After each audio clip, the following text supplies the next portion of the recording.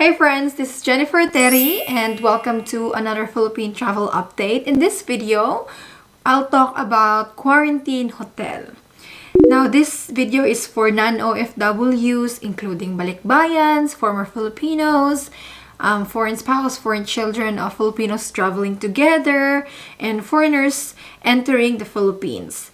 Okay, so for OFWs, hindi nyo na po iisipin yung hotel kasi po OWA naman po bahala dyan. Ang kailangan nyo lang gawin ay mag-register sa Oasis. So this video really is for non-OFWs. We know that for non-OFWs, we have to pre-book our quarantine hotel. No? And we have to pay for the cost. Hindi siya libre, it's not free. So let's talk about pre-book quarantine hotels. You reserve your hotel in advance. So even before dumating ka pa sa Pinas, nakapag-book ka na ng hotel, may hotel ka nang uuwian. May hotel ka nang pupuntahan for your quarantine.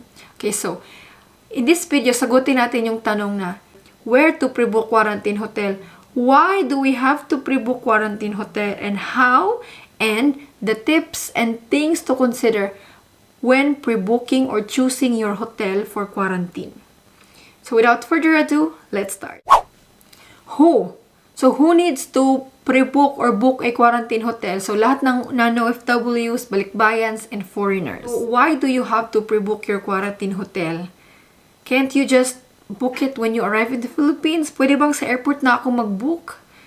So why do you have to pre-book? Bakit kailangan mag-advance booking?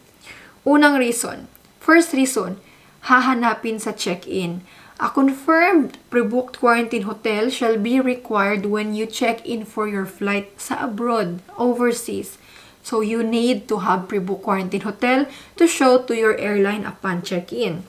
Second is, when you register for your swab test for the ECIF, a hotel, the information for your quarantine hotel, the details will be required.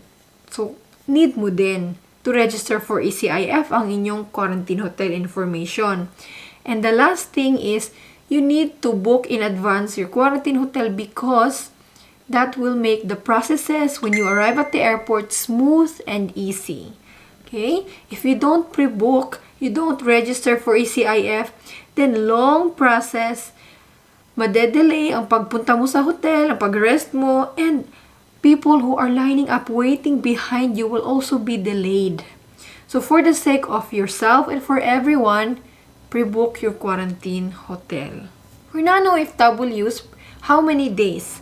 So we talked about this in our last video. For Manila and Clark, 10 days. For Cebu, since the protocol in Cebu is different, you only have to pre-book for 2 to 3 days. But remember that if you are a non-Cebu resident, you need letter of acceptance and proof of connecting flight for this new protocol, different protocol in Cebu. And take note also, very important that you pre-book your quarantine hotel because as the travel advisory of Bureau of Immigration, all arriving foreign passengers except 9E shall present a pre-book accommodation for at least 10 nights. Okay, foreign nationals who fail to present a pre-book accommodation shall be denied entry and shall be boarded immediately in the next available flight. Very harsh. So pre-book guys ha. So my note for non-Cebu residents, since the immigration says 10 nights, try to coordinate with your hotel or try to find a hotel that will allow you to refund or cancel the unused days. No? Another option would be to find a hotel that allows pay at the hotel option. So where to pre-book for your quarantine hotel? So let's say I have a private house. Can I quarantine there? No. Or let's say I have an Airbnb. Can I quarantine there? No. I only have 3 weeks of vacation, stay in the Philippines. Can I do home quarantine instead? No. I am fully vaccinated. Can I skip quarantine or short quarantine? So guys, for fully vaccinated, that was the good news, right? They created a small working group that will study the protocols for vaccinated travelers. But for now, nothing has been decided, has been finalized yet. So we are still waiting for that small working group to act, to take action, to make a decision. So for now, Fully vaccinated, we still have to follow the existing protocols, which is 10 days quarantine in Manila and in Clark, and for Cebu, 2 to 3 days. Okay? So, what else? For example, people with medical condition. You have a medical condition that requires urgent medical treatment. Can I go to the hospital instead, not go to the hotel? Yes po, but you need to apply for a quarantine exemption. And exemptions po are approved in only very limited circumstances. So those with emergency reasons to skip quarantine, here's the requirements. Here's the email that you will submit the documents or requirements, and you have to follow up po with the Bureau of Quarantine. That's 1555. They're really strict on this, guys. I'm just warning on you. Right? So that's the quarantine stay. Now let's go to where to pre-book or where to book your quarantine hotel. For the Philippine government is strict. You can't just book in a hotel and any hotel. It has to be an accredited quarantine hotel because these hotels have gone through inspection, certification, ganon.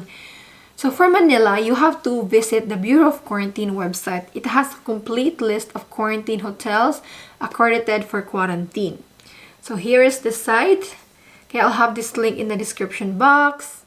So hotels in Manila are spread across Makati, Manila, Pasay, Parañaque, Taguig, Quezon City, Pasig, San Juan, Muntinlupa, Alabang, Las Piñas. But for faster administration and processing of your swab test, it is recommended that you book in a hotel which is within Metro Manila. Now, for Clark arrivals, you have to visit the website of the Clark International Airport for the complete list of quarantine hotels. Quarantine hotels in Clark are spread out in Clark Freeport Zone, Malabacat City, Angeles City, City of San Fernando, Bacolod, Tarlac, Subic Bay Freeport Zone.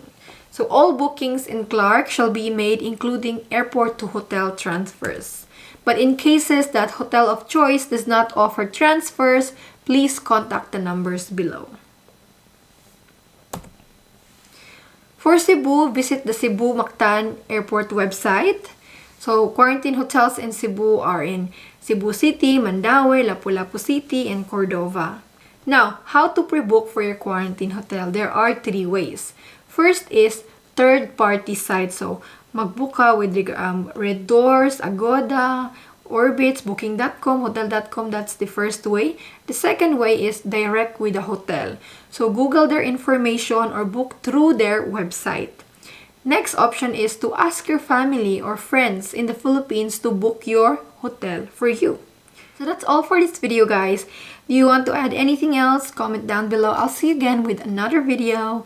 God bless, and don't forget to like this video. Bye!